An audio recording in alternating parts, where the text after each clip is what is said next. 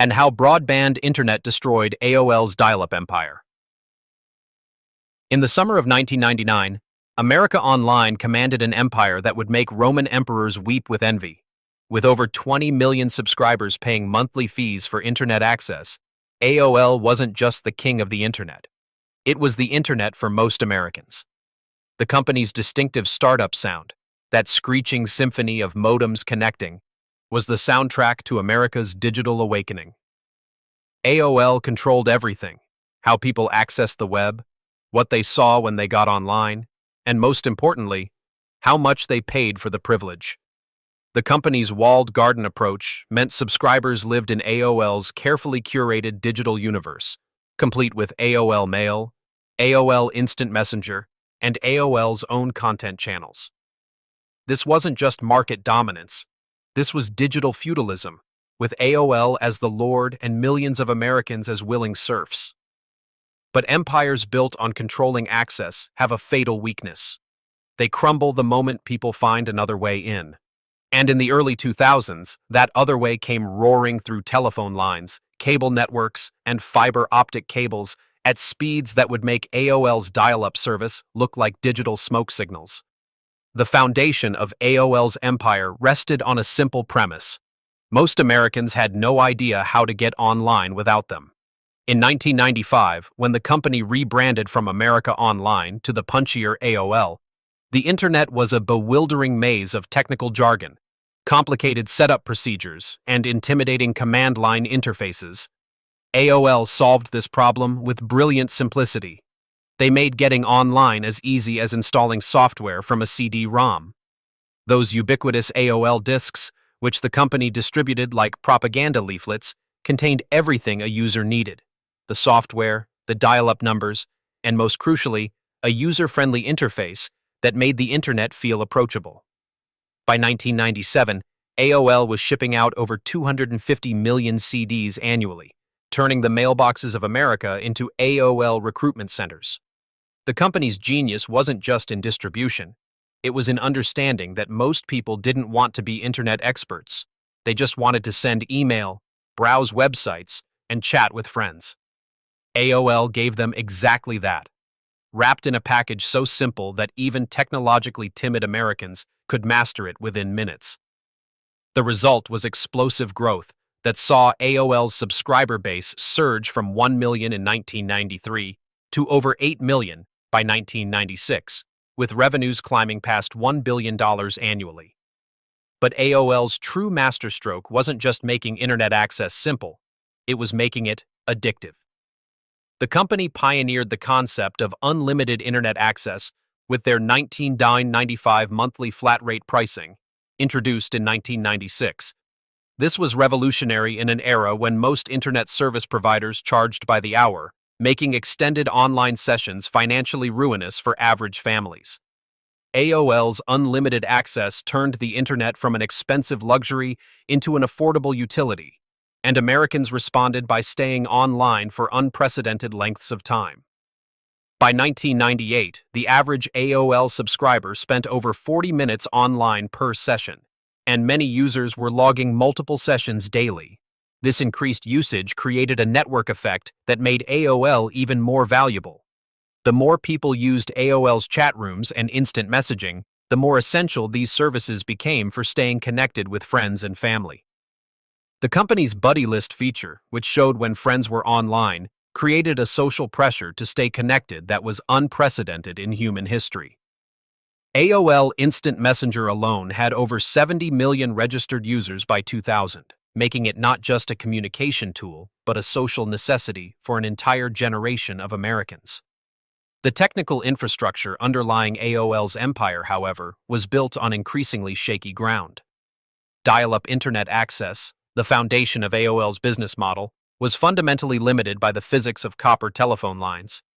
The maximum theoretical speed for dial-up connections was 56 kilobits per second, but real-world performance rarely exceeded 40 kbps due to line quality and network congestion. This meant downloading a single 3-minute song took approximately 15 minutes under ideal conditions, and downloading larger files like software programs could take hours or even days. AOL tried to mask these limitations through clever engineering and content optimization. They compressed images, cached frequently accessed content, and developed proprietary protocols that squeezed every bit of performance from dial-up connections. Their network infrastructure was genuinely impressive, with over 150,000 dial-up modems connected to phone lines across the country by 1999, making AOL one of the largest telecommunications operations in America. But no amount of engineering wizardry could overcome the fundamental bandwidth limitations of dial-up technology, and by the late 1990s, these limitations were becoming impossible to ignore as websites grew more complex and media-rich. The first cracks in AOL's empire appeared not from external competitors, but from the company's own success. In 1996 and 1997, AOL experienced what became known as the busy signal crisis.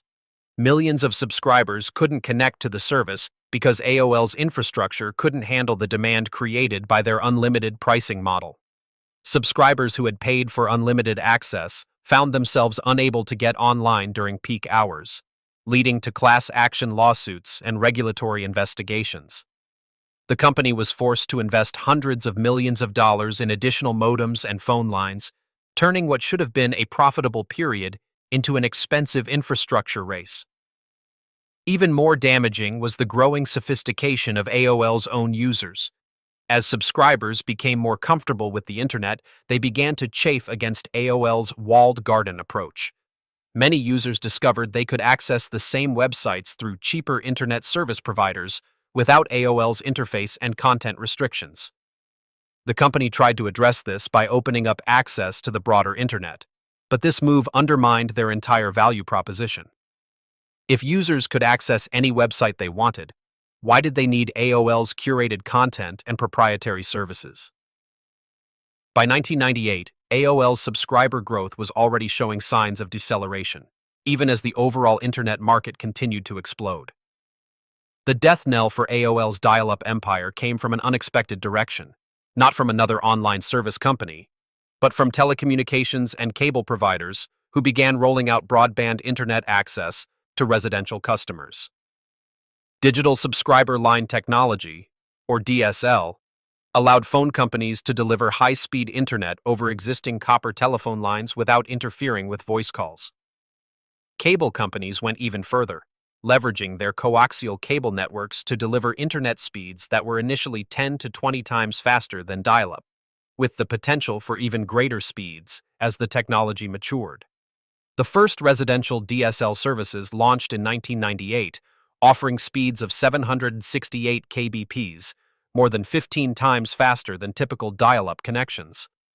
Cable internet, which began rolling out in major metropolitan areas in 1999, offered speeds of up to 1.5 megabits per second, transforming the internet from a text-based medium into a multimedia playground where users could download music, watch videos, and browse graphics-heavy websites without the painful waiting times that characterized dial-up access. More importantly, broadband connections were always on. No dialing, no busy signals, no connection drops, and no tying up the telephone line.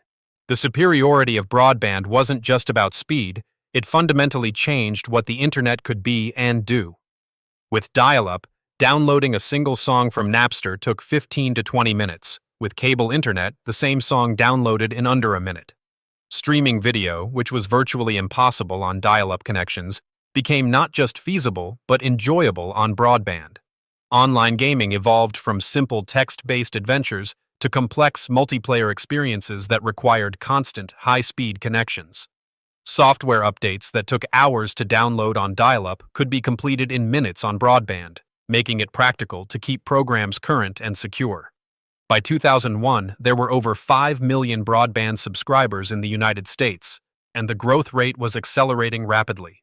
Cable companies like Comcast and Time Warner Cable were signing up hundreds of thousands of new broadband customers every quarter, while phone companies like Verizon and SBC were racing to expand their DSL coverage areas. The price premium for broadband was initially substantial. Early cable internet plans cost $40, $50 per month, compared to AOL's $21.95s, but as competition intensified and infrastructure costs declined, broadband pricing became increasingly competitive with dial-up services. AOL's response to the broadband threat was a masterclass in corporate denial and strategic miscalculation. Rather than recognizing broadband as an existential threat to their business model, AOL executives initially dismissed it as a niche product for technology enthusiasts and businesses. They argued that most consumers didn't need high-speed internet access, and that AOL's integrated content and services would continue to differentiate them from simple internet access providers.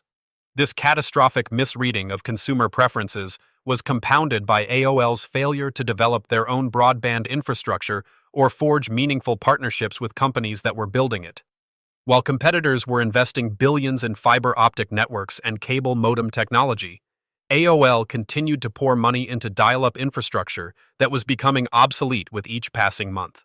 The company's 2001 merger with Time Warner, valued at $164 billion and trumpeted as creating a new media colossus, was supposed to give AOL access to Time Warner's cable infrastructure for broadband delivery. Instead, the merger became a case study in corporate culture clash and strategic confusion, with the combined company struggling to integrate two fundamentally different businesses while missing the rapid shift to broadband happening all around them. The collapse of AOL's subscriber base, once it began in earnest around 2002, was breathtakingly swift and irreversible. From a peak of over 26 million subscribers in 2002, AOL's dial-up customer base began hemorrhaging at a rate of over 2 million subscribers per year. By 2004, the company had lost nearly 6 million subscribers, and the exodus was accelerating as broadband availability expanded beyond major metropolitan areas into suburban and rural markets. The math was simple and brutal. Once broadband became available in an area at a reasonable price, AOL subscribers canceled their accounts en masse. There was no brand loyalty strong enough to overcome the dramatic difference in user experience between dial-up and broadband internet access. AOL's attempts to retain customers through price cuts and service improvements were futile. Even a free dial-up service couldn't compete with the transformative power of always-on, high-speed internet access. The company's stock price, which had soared to over $95 per share during the dot-com boom, collapsed to under $10 by 2006 as investors realized that AOL's core business was in terminal decline. Revenue from dial-up subscriptions, which had generated billions of dollars annually at the company's peak, fell by over 50% between 2004 and 2007 as the subscriber base continued its relentless decline.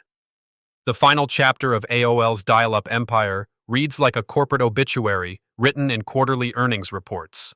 By 2007, AOL's subscriber base had fallen to just 10.1 million, less than half its peak, and was declining by over 1 million subscribers per year.